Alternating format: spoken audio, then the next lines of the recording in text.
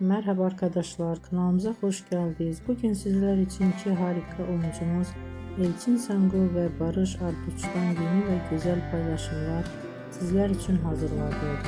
Kiralık Aşk dizisinde rol almış ve herkes tarafından beğenilmiştir. Biz de sizler için onların güzel ve romantik karelerini hazırladık.